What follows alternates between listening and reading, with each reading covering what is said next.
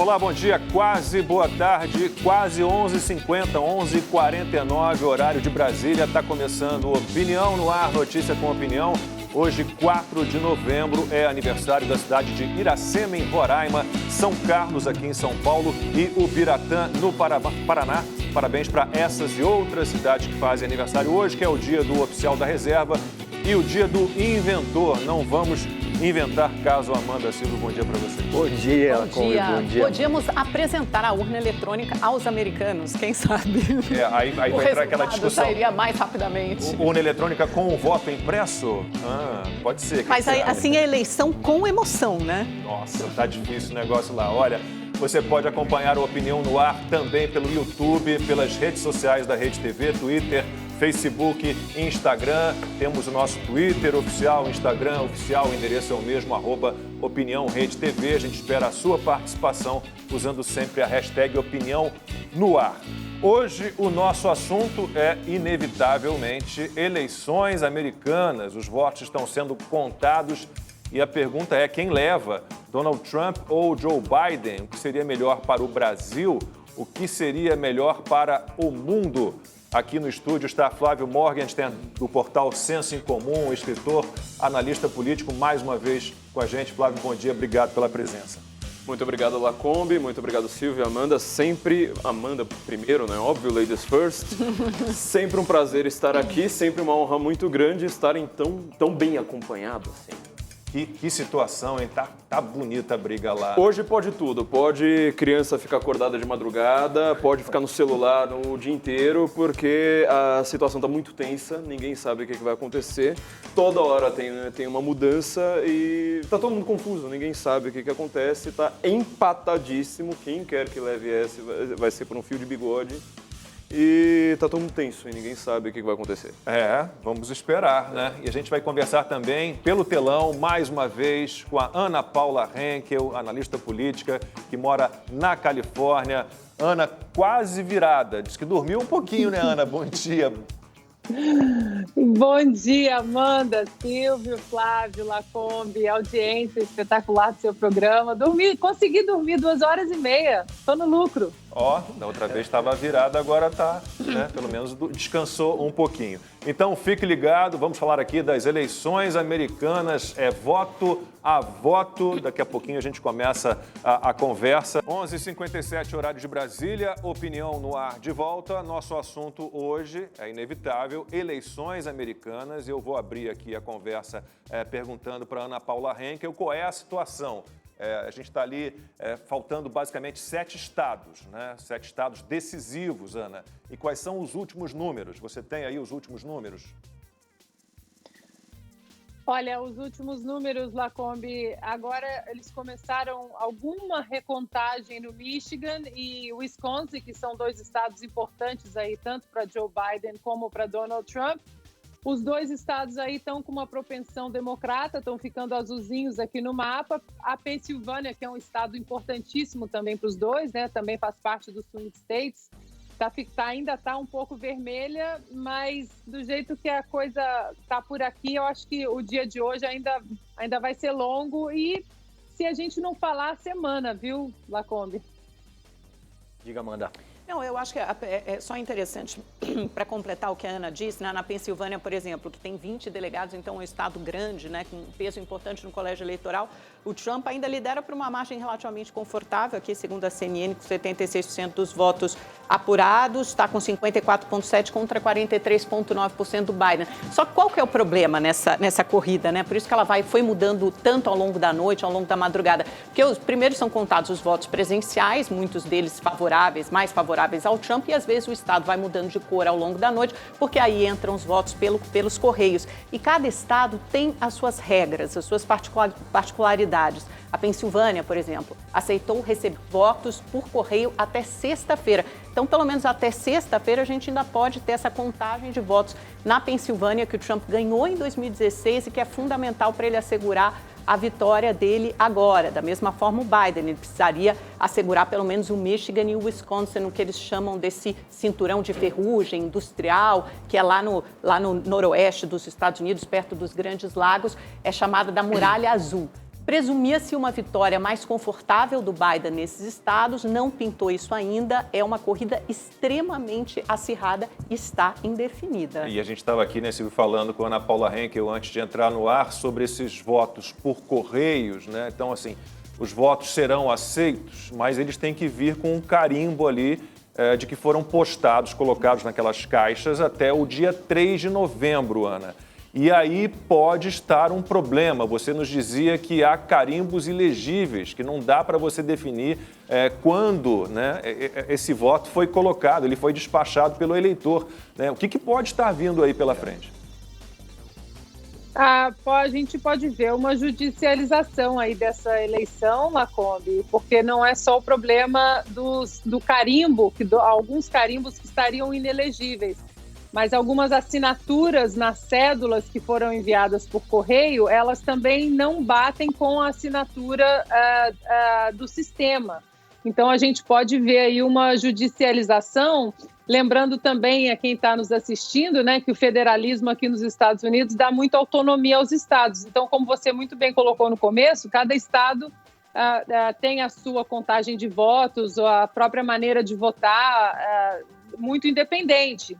Então, aí, se a gente vê alguma judicialização nessa eleição, na verdade, o Donald Trump ou o Joe Biden, eles podem colocar aí vários empecilhos e vai ter que ser uma por estado. Não dá para contestar a eleição de modo geral, sendo que os estados, eles têm uma performance de maneira muito autônoma. Então, aí vai ter que ver a particularidade de cada estado, o problema de cada estado, e aí, então, a gente pode ver uma judicialização. Lembrando também, Lacombe, que a Amanda comentou da extensão dos votos, né, dos votos chegando da Pensilvânia até sexta-feira, já está, aí a gente já está vendo uma contestação dessa própria medida, inclusive, porque a Corte da Pensilvânia que autorizou essa extensão dos votos chegarem até sexta-feira.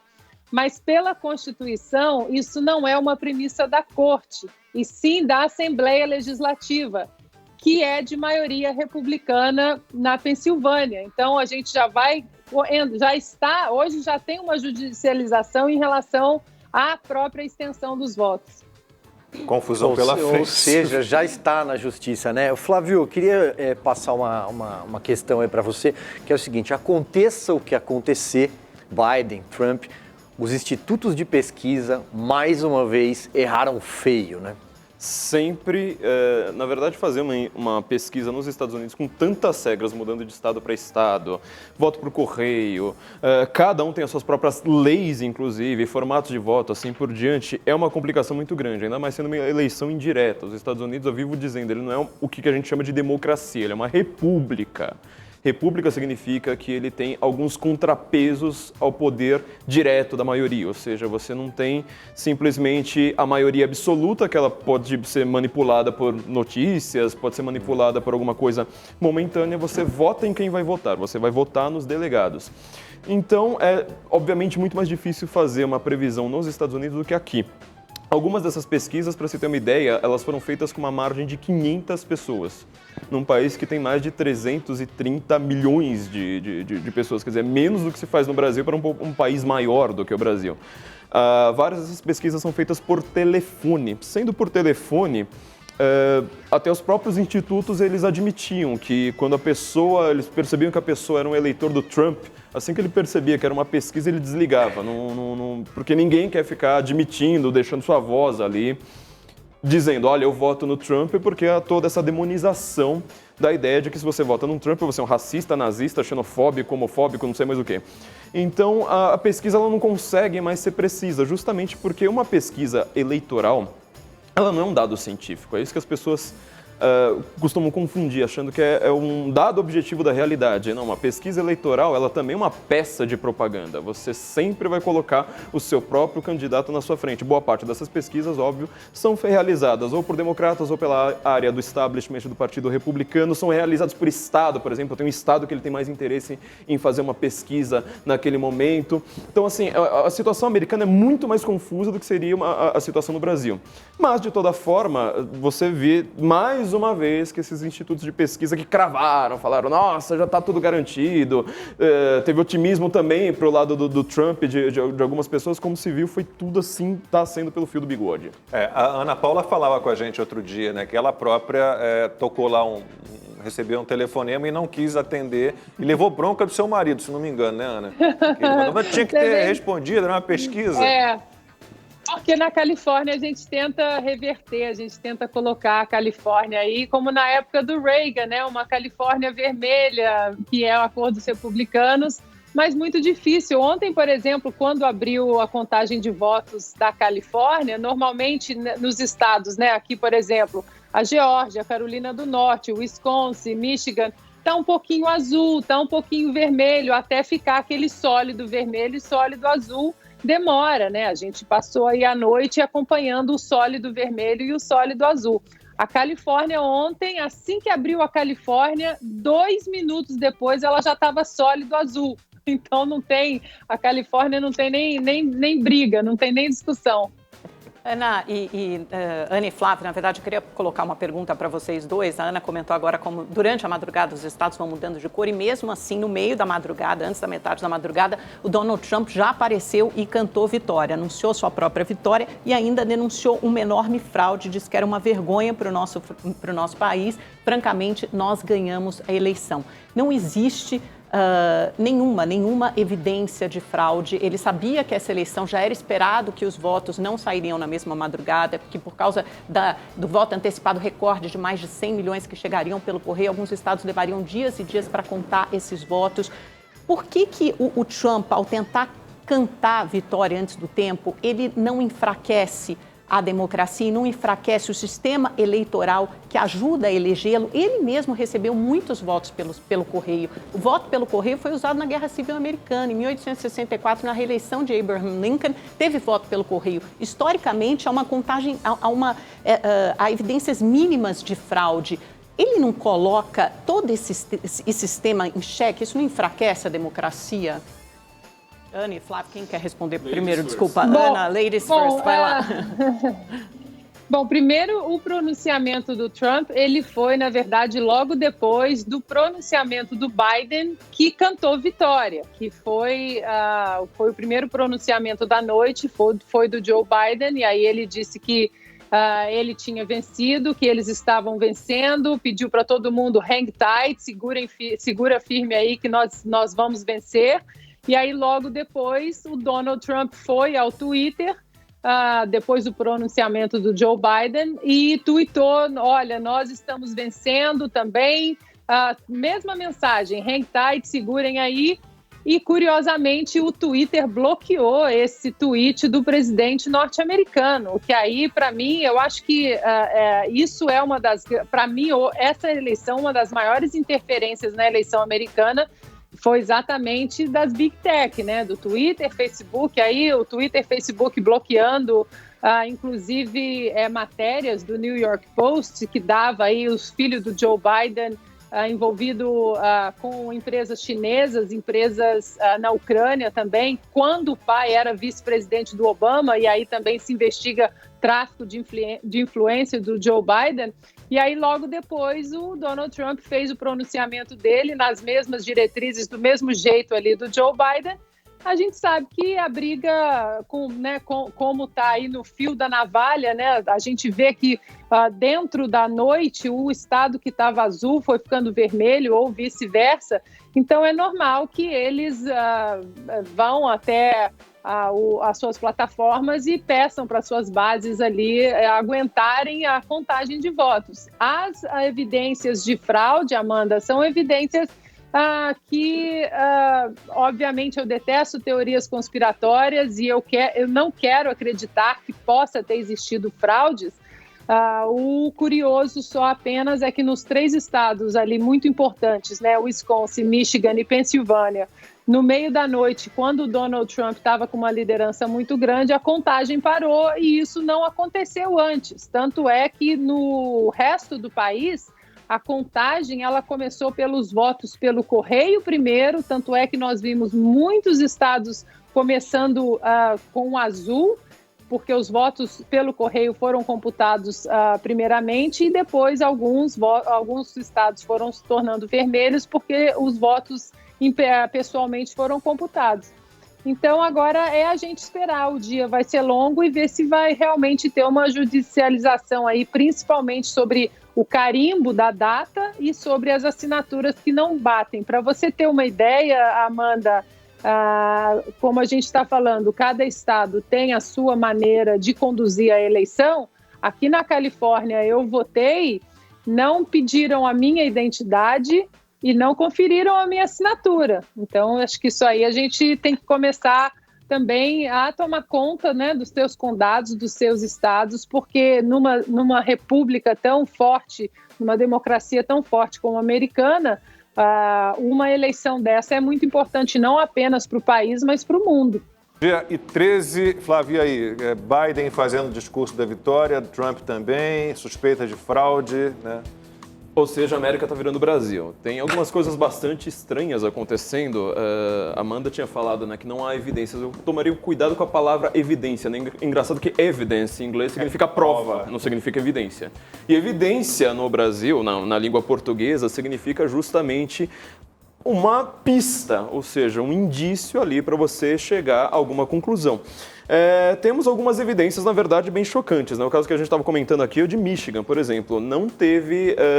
Michigan, o Donald Trump estava levando, é um dos estados mais importantes para essa eleição, e de repente apareceu lá algum pacote de votos pelo correio que deu 138.339 votos para o Biden. Sabe quantos votos foram para o Trump? Verdade, né? Zero. Absolutamente não, zero. A gente não sabe. Para nenhum outro. Independente. Ou Mas seja, qual é a você vai fonte lá... dessa informação? A gente não sabe se isso é verdade, Flávia. A gente isso é uma pode notícia, espalhar já tem conjecturas. foto. Não é tem notícia. Foto aqui, inclusive. É uma notícia, não, mas tem foto, tweet em rede social. Tudo bem, mas isso aqui já tem indícios, é isso que eu estou informação. falando, são evidências, são indícios, ou seja, você consegue perceber nitidamente que tem coisas estranhas acontecendo. O Trump, ele precisa, na verdade, a única o Biden coisa precisa... estranha é o presidente assumir a vitória no meio da madrugada antes de ter Os dois terminado a fizeram, então votação. Os dois Não, fizeram senhor, isso, então, não fizeram, não. Não, então isso é indiferente.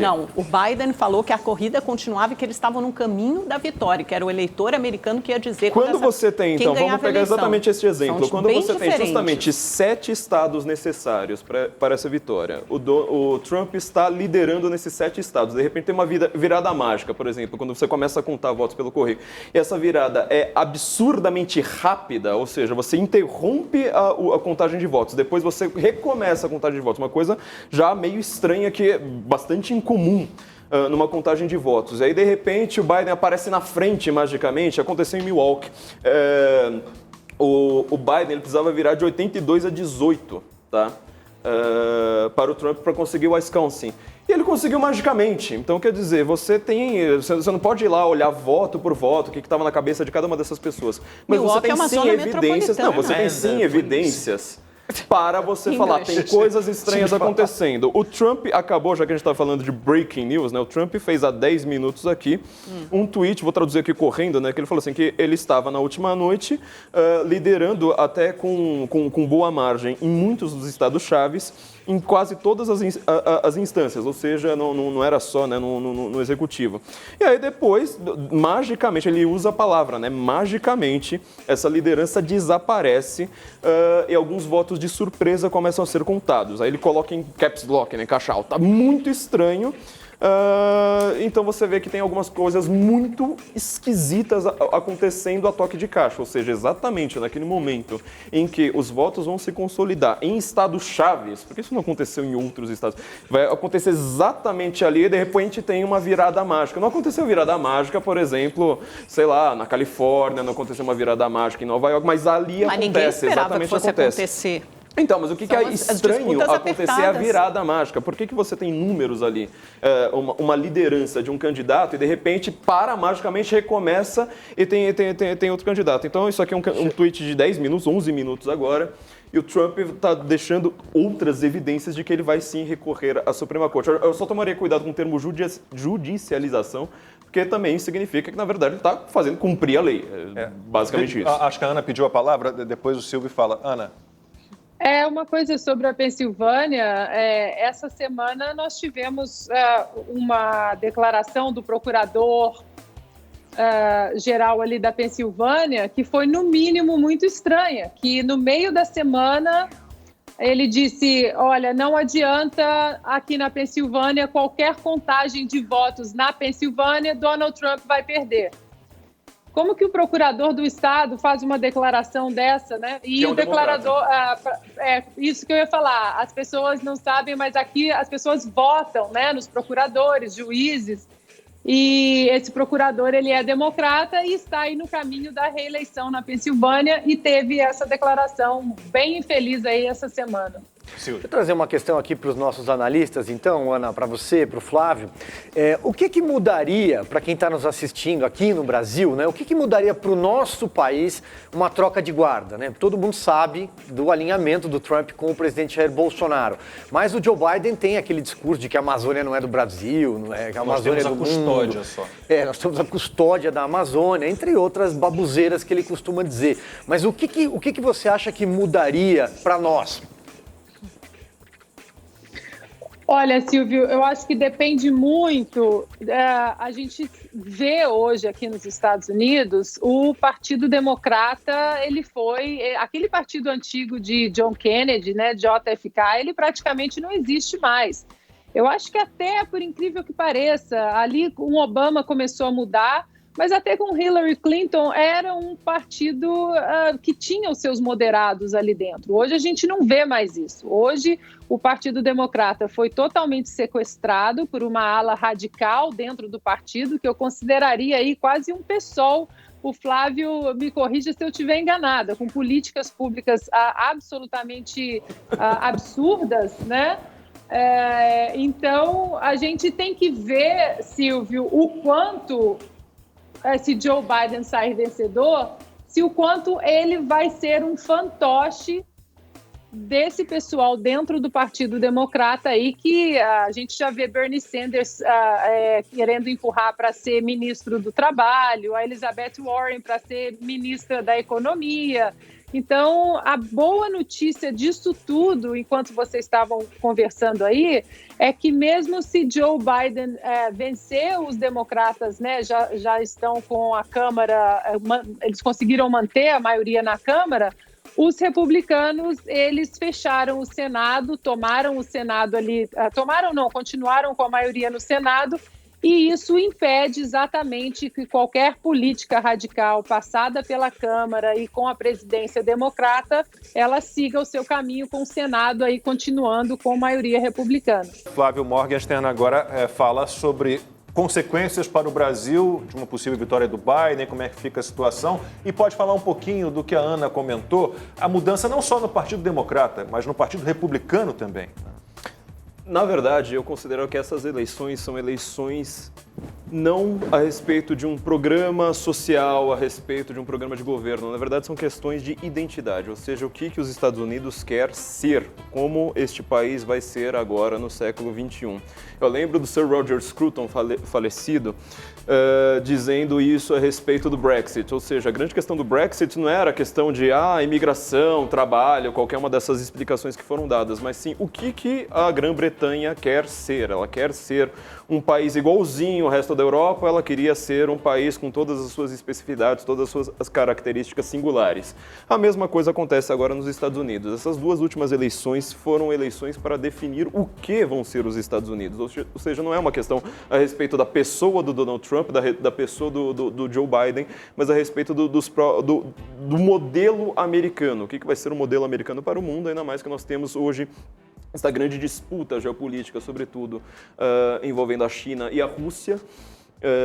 O Trump deu uma amenizada no terrorismo islâmico de uma maneira brutal. Você pensa como é que era o Estado Islâmico antes dele subir ao poder, né? Tinha um atentado terrorista por semana praticamente, logo depois esse número diminui bastante, mas agora nós temos essa questão, sobretudo, se a Rússia vai ser uma aliada da China ou se ela vai estar ali mais ou menos no meio do caminho, isolada. A gente não tem uma certeza sobre isso. Isso para o Brasil é uma coisa extremamente representativa, porque nós estamos vivendo a mesma questão quase filosófica no Brasil, ou seja, que país que nós queremos? Nós queremos um país de lava-jato, nós queremos um país em que o crime compensa, nós queremos um país em que você tendo uma ideologia, as pessoas toleram qualquer tipo de crime, ou nós queremos um país agora que vai finalmente dizer, olha, nós vamos colocar bandidos na cadeia, nós vamos agora fazer uma força para combater a corrupção, para combater a insegurança, esse tipo de coisa. Então esse alinhamento do Trump com o Bolsonaro, ele não é uma questão dos dois presidentes, das duas pessoas, Trump e o Bolsonaro, mas é uma questão do país. Quer dizer, o Brasil, desde a década de 50, na verdade desde antes, ele tem um alinhamento anti-americano natural, desde a época do Getúlio, na verdade, né? Tudo aquilo que é americano, em matéria de geopolítica, o Brasil é contra, é automaticamente contra. Os militares, inclusive, né, para quem acha que foi sempre assim, os militares foram completamente contra os Estados Unidos também. Então, essa é uma das grandes questões que está sendo colocada, qual que vai ser o papel do Brasil, que agora está crescendo geopoliticamente, agora ele está no noticiário internacional o tempo todo, e qual vai ser o papel do Brasil como uma nação, como uma identidade cultural, como um povo, em relação a este novo século que está surgindo. Vamos lá. Eu não sei se a Ana ia responder também, acho que Ela falou um pouquinho antes dessa questão, mas... Não, sobre as transformações no Partido Republicano, porque vocês falaram um pouco sobre as transformações, sim, as mudanças no Partido Democrata, né? Eu acho que no Partido Republicano também é interessante falar desse movimento mais conservador ou de extrema-direita que surgiu a partir de 2009 com o Tea Party, com Sarah Palin, e depois que foi enveredando por esse trumpismo, que é uma coisa diferente do conservadorismo tradicional. Até eu sei que a Ana está escrevendo uma trilogia sobre Reagan, de repente ela pode até fazer essa comparação. A diferença entre o trumpismo, que é uma coisa muito mais calcada no personalismo, nessa divisão, nessa polarização. O Ronald Reagan, ele, na reeleição dele, foi uma vitória de lavada. Salvo engano, ele ganhou, né, Ana, em, sei lá, 48, 50 estados. Era 49. Muito mais um governo de união, de conciliação e que não demonizava tanto, não demonizava as instituições multilaterais, internacionais. Então, eu queria que você fizesse, de repente, essa distinção entre o que era esse conservadorismo do Ronald Reagan, esse liberalismo clássico também na economia, e a diferença em relação mais a esse protecionismo, isolacionismo e personalismo do Trump. Bom, vamos lá, Amanda. Por incrível que pareça, a mudança no GOP, né, como é chamado o Partido Republicano aqui, é uma mudança, na minha concepção, na minha perspectiva, é uma mudança essencial no partido. O Trump, ele não mudou apenas a política em Washington, chacoalhando, né, as bases dos dois partidos ali, porque ele empurrou para fora, né, do cenário principal as elites da política americana, tanto do Partido Democrata quanto do Partido Republicano. E ele instaurou uma nova maneira de fazer política que eu acho que o Partido Republicano precisava. O Partido Democrata, se a gente olhar a migração e as pessoas mais jovens, principalmente, para onde elas estavam indo para o Partido Democrata, porque é o partido de maior liberdade, é o partido que defende causas da comunidade LGBT, das minorias, dos negros, das mulheres. É um partido mais leve, digamos assim, que era a aura do então Partido Democrata. E o Partido Republicano sempre teve uma coisa mais engessada, uma coisa mais elitista, embora fosse sempre por Estado mínimo, por responsabilidade fiscal, preservar as liberdades individuais principalmente, por expansão do empreendedorismo. Eles não tinham uma boa comunicação, principalmente com o público jovem. E o Donald Trump quebrou isso. A gente viu nos últimos 5, 6 dias, aí na reta final, nos comícios do Donald Trump, teve comício com 60 mil pessoas, 20 mil pessoas, 30 mil pessoas, e a grande maioria ali pessoas jovens. Então, eu acho que o Donald Trump, ele deu essa refrescada que o Partido Republicano precisava. O Partido Republicano continuava com uma cara de partido elitista, da família Bush, por exemplo. E aí, um pequeno parênteses, né? Muita gente sabe que eu voto republicano, que eu tenho, né, uma tendência maior para o Partido Republicano, mas se você me perguntar, Amanda, um dos piores presidentes da história para mim foi George W. Bush. Tanto ele como o pai, que logo depois foi eleito, ele vindo de uma vice-presidência exatamente do Ronald Reagan. Mas tirando as pessoas, a persona, né, o carisma ou a maneira como as pessoas se apresentam entre Donald Trump e Ronald Reagan, se a gente falar de política e conseguir ser um pouco mais pragmático em relação à política, A agenda do Donald Trump, ela segue uma agenda política muito parecida com a do Ronald Reagan. Primeiro que o Ronald Reagan, ele tinha os 3 P's, né, que era patriotismo, a paz e prosperidade, que é uma coisa que o Donald Trump levou também para a campanha dele, a reforma tributária, independência, um empreendedorismo maior, corte nas regulações do Estado. A agenda política do Donald Trump, ela é muito parecida com a do Ronald Reagan. A minha crítica, Amanda, em relação ao Donald Trump, eu acho que ele poderia, durante toda a administração dele, ter sido um pouco menos ácido em alguns momentos, né? Obviamente, algumas coisas ele tinha que bater de frente, sim, no caso da China. A China, ela está aqui dentro dos Estados Unidos e roubando propriedade intelectual na cara dura, dentro das universidades. A gente viu os chineses sendo presos na UCLA e em Stanford, destruindo computadores das universidades. Chineses, inclusive, já levados pelas autoridades federais aqui dos Estados Unidos e que já foi provado que eles tinham laços com o Partido Comunista Chinês. Então, isso tudo aí foi necessário, aquela coisa de colocar o guiso no pescoço do gato. Mas eu concordo que, durante alguns momentos da administração, ele poderia ter tido uma postura como ele teve no último debate, um pouco mais presidenciável. Eu tenho certeza que algumas pessoas, principalmente algumas mulheres, não votaram em Donald Trump pelo jeito dele. Infelizmente, nem todo mundo é pragmático de procurar as políticas, né? As políticas fiscais, as políticas públicas e, para muitas pessoas, a política acaba virando uma disputa de carisma. E, nesse ponto, eu acho que ele errou em alguns momentos, sim. 12h31, horário de Brasília. Estava aqui pensando, como brasileiro, eu não gostaria de votar em Joe Biden, porque a gente não pode esquecer que ele foi vice do cara que disse que o Lula era o cara, né? Além da questão da Amazônia, que diz que o Brasil só tem a custódia sobre a Amazônia brasileira. Como cidadão do mundo, né, eu sou contra a governança global, contra o globalismo, e o Joe Biden indica que ele vai por esse caminho, né?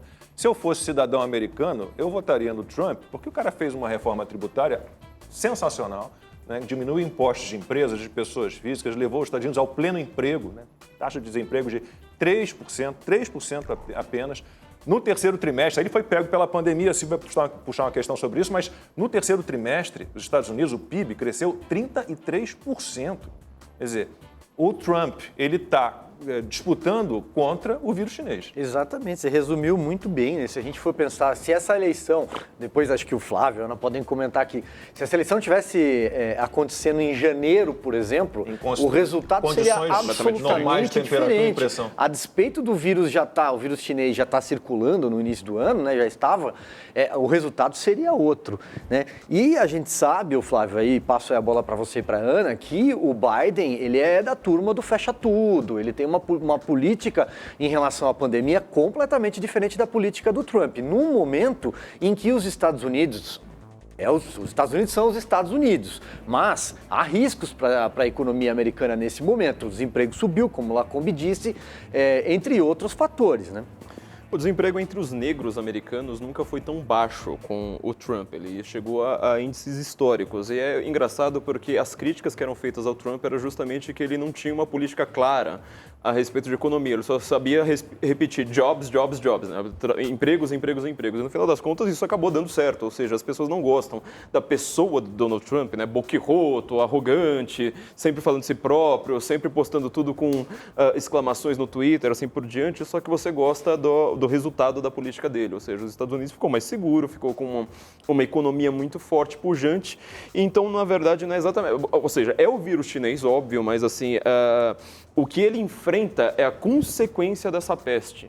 Não é o lockdown, não é qualquer uma dessas coisas, é a consequência que não é vista por essas autoridades que falam simplesmente feche tudo, não sai de casa, só use álcool em gel, não sei mais o quê, porque isso vai ter consequências que cobram o seu preço. É isso que está acontecendo neste momento. A América hoje, ela é um país que está numa disputa muito grande, não só cambial, não só econômica, não só, como disse a Ana aqui, né, de patentes, por exemplo, e de disputas de universidades, disputas jurídicas muito grandes com a China, mas também por essa questão de identidade, por essa questão de você saber se o século XXI continuará sendo um século que terá um país que tem liberdade de expressão, que terá primeira emenda, que terá, sabe, ampla liberdade política, como é a América, ou se nós começaremos a tender para outros lados. Essa questão, por exemplo, do Twitter, né, que eu acabei de dizer, o Trump, ele foi ao Twitter, na verdade não é que ele cantou vitória no Twitter, né, ele simplesmente chegou lá e falou assim, olha, nós estávamos... ele usa até uma expressão meio confusa, assim, de se traduzir, mas seria assim, nós estávamos disparados para frente e o Twitter foi lá simplesmente apagou, né, um tweet do Donald Trump no meio da disputa eleitoral. Quando você para pensar nisso, você fala assim, nós temos um país, então, que ele é fundado na ideia de liberdade de expressão como nenhum país da Europa foi fundado. E, de repente, por conta de você dominar os meios, é uma coisa até meio marxista, né? Dominar o meio de você dialogar com as pessoas, né? O Twitter, você simplesmente chega lá, olha, meu termo agora é que eu vou apagar o seu tweet. E isso é uma coisa muito séria. Então, essa questão, né, eu reclamei do termo judicialização, mas ele é um termo para fazer cumprir a lei de verdade. E isso vai ser uma coisa agora definidora, na verdade, das próximas décadas. Não é só uma questão, né, de novo, entre Trump e Biden. É uma questão de você saber que tipo de país e que tipo de modelo para o mundo, inclusive o Brasil, não só em economia, não só em política, etc. Que tipo de modelo você quer para o mundo? Será um modelo no qual você, discordando de uma opinião, você será censurado, você terá seus posts apagados. A gente sabe que se você digitar massacre da paz celestial no Google na China, não vai aparecer resultado nenhum para você. Isso não é uma coisa lá muito agradável para se pensar. Então, por exemplo, a internet, será que ela é melhor sendo controlada por militares americanos ou por instituições que são multipolares, mas que vai ter um assento ali para a China, que é quem financia a Coreia do Norte, um assento para a Rússia, o 5G chegando aí. O 5G é a grande questão agora porque a gente não sabe o que está por trás dessa tecnologia. Quando você vai perguntar para os militares americanos, os militares britânicos, são várias entidades, não é só assim, pessoal do Trump, não, é uma ala que detesta o Trump, inclusive, né? Europeus, assim por diante, eles estão todos com muito medo dessa questão do 5G, falando, nós não temos controle sobre isso. Enquanto a internet como um todo, sabe, aquele... O endereço da internet, naquele lá.com, quanto isso estiver sendo controlado pelos Estados Unidos, nós temos esse mundo que nós conhecemos. Se isso começar a ser controlado também por uma instituição multipolarizada com assento para a China, com assento, sabe, para todas aquelas ditaduras do leste europeu, será que nós teremos um mundo assim, sabe, tão agradável quanto é hoje? Então, todas essas questões de... As pessoas falam assim, em fake news, não sei mais o quê. Boa parte disso é censura. Essa é a grande preocupação nossa. Não é que eu sou a favor de fake news, é que eu sou contra a censura. E essa censura de e-mails, ou seja, a censura que aparece lá de cara, que você não consegue... Foi o que aconteceu com o New York Post, né? Você faz uma reportagem que foi confirmada em muitos aspectos pelo FBI sobre o filho de Joe Biden, e aquilo ali não pode ser publicado. O New York Post até agora não estava publicando no Twitter. É este o mundo que nós queremos? Então, não é uma questão tipo, de eu gostar de Donald Trump, mas eu gostar de liberdade. Liberdade é legal. 12h40, horário de Brasília, e eu quero ouvir a Ana Paula falar um pouquinho sobre o que estava dizendo aqui o Flávio Morgenstern. Ana, a grande imprensa, de um modo geral, aí nos Estados Unidos, no Brasil, obviamente ela está mais colada no Joe Biden, mas o que a gente viu no caso envolvendo Hunter Biden, o filho do Joe Biden, o irmão do Joe Biden, né, com negócios na China, na Ucrânia, e aí a gente viu as plataformas digitais com censuras absurdas, né? De que forma isso aconteceu nos Estados Unidos foi algo revoltante. Foi muito revoltante, Lacombe, porque um dos pilares mais sagrados aqui dos Estados Unidos é a primeira emenda, né, da Constituição americana, que protege exatamente a liberdade de expressão, a liberdade de imprensa, de religião, a liberdade de protesto, de você se reunir, para você ter a sua assembly, né, para você ter a sua reunião ali para decidir alguma coisa relacionada à sua comunidade. A primeira emenda aqui nos Estados Unidos é uma emenda muito forte. E a gente sabe que não existe meia liberdade, né? Ou você tem a liberdade ou você não tem. Então, o que nós vimos nessa eleição aqui foi muito grave. E isso, uma vitória de Joe Biden aí, na verdade, vai ser uma vitória também das Big Tech, das plataformas, porque o Donald Trump ele já avisou que ele vai correr atrás da lei que protege, né, essas plataformas, porque aqui existe a lei que isenta essas plataformas de qualquer judicialização, de qualquer processo legal, porque essas plataformas elas são dentro de uma lei, que é a seção 230 aqui de uma lei de comunicações, que as plataformas são vistas como distribuidoras.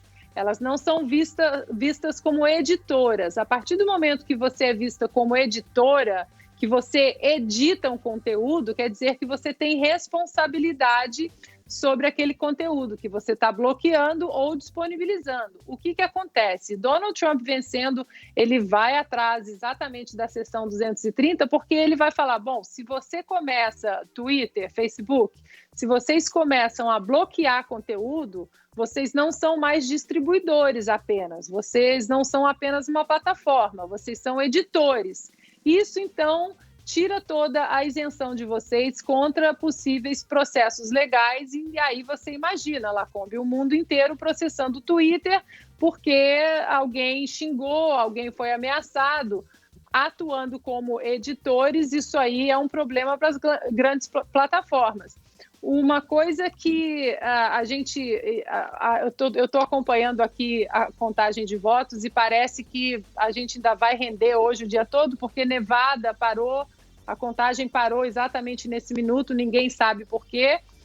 E Joe Biden estava poucos votos ali, quase uma margem muito pequena, 0,2 na frente do Donald Trump. Então, Nevada parou, a gente não sabe por quê, parece que isso vai render ao longo do dia. Independentemente desse resultado, Lacombe, Amanda, Silvio e Flávio, eu acho que existem alguns pontos importantes da gente frisar sobre essa eleição. Primeiro, como o Lacombe disse, os institutos de pesquisa, né? Mais uma vez, eles erraram assim, de uma maneira grotesca. Vários deles aí grandes davam no começo da semana, 5 dias antes da eleição, uma margem até de 17 pontos, né? Da Washington Post dava 12 pontos na pesquisa geral para Joe Biden e 17 pontos de vantagem em Wisconsin. Então, os institutos aí, mais uma vez, deixaram, a gente não sabe também se é uma tendência para o Partido Democrata, uma vez que a gente também sabe aqui, Lacombe, que as grandes doações para campanhas políticas dessas empresas, a Facebook, a Apple, a Amazon, o maior montante das doações, ele vai exatamente para o Partido Democrata. Então, a gente não sabe se esses erros grotescos dessa eleição foram erros porque o sistema ainda está ajustando, né, à medida que os eleitores vão mudando, ou se realmente é uma tendência para o Partido Democrata. Uma outra coisa que o Silvio tocou aí, que realmente o grande cabo eleitoral aí para o Joe Biden foi o coronavírus, né? Foi o vírus. Inclusive tem um vídeo horroroso da atriz Jane Fonda dizendo para a esquerda americana, olha que sorte nós tivemos, que bênção de Deus, o vírus chegou numa hora e assim, agradecendo, que bênção o vírus, vamos aproveitar isso. E eu acho também que dessa eleição fica um legado importante para os conservadores, aí o Flávio pode entrar mais nesse assunto, que é a Suprema Corte Americana, com 3 indicações na Suprema Corte Americana. Isso foi um legado muito grande, independentemente se Donald Trump perder ou ganhar. Esse legado de 3 juízes dentro da Suprema Corte é uma coisa muito importante, principalmente para quem quer passar aí políticas públicas muito radicais dentro do Partido Democrata. Jane Fonda, a gente comentou aqui, Jane Fonda e Lula estão ali, jogam no mesmo time. A torcida pelo vírus. E quem falou das pesquisas, né, foi o Silvio Navarro, mas eu assino embaixo também, essas pesquisas furadíssimas. E agora os destaques do Rede TV News com o Guilherme Lopes. Boa tarde, Guilherme. Oi, Lacombe, boa tarde a você, boa tarde a todos. Olha, apesar de ainda acumular perdas no ano, esta alta de 2,6% na produção industrial é importante porque o setor recuperou o patamar que estava antes da pandemia. Em setembro, a produção industrial teve a quinta alta consecutiva, depois de despencar nos meses de março e abril. E Lacombe, hoje, o vice-presidente Hamilton Mourão embarcou com 10 autoridades estrangeiras para a Amazônia. De acordo com Mourão, a viagem de 3 dias vai mostrar que o governo brasileiro não tem nada a esconder e vai deixar claro para a comunidade internacional o compromisso do país com o meio ambiente. Mais informações, é claro, no portal redetv.com.br e às 7h30 da noite no Rede TV News. Uma boa tarde a todos. 12h54, infelizmente o programa está chegando ao fim. Eu agradeço muito a Ana Paula Henkel mais uma vez aqui com a gente. Ana, muito obrigado. Força aí no teu trabalho, eu sei que tem muito trabalho pela frente. Obrigado mais uma vez. Obrigada a vocês pelo convite. A semana parece que vai ser longa. Talvez eu volte aqui essa semana ainda, porque parece aqui, pelo que está acontecendo, muita coisa parou. Legal, Ana. A semana vai render. Boa. Flávio, muito obrigado, tá? Senso em comum. Gente, amanhã a gente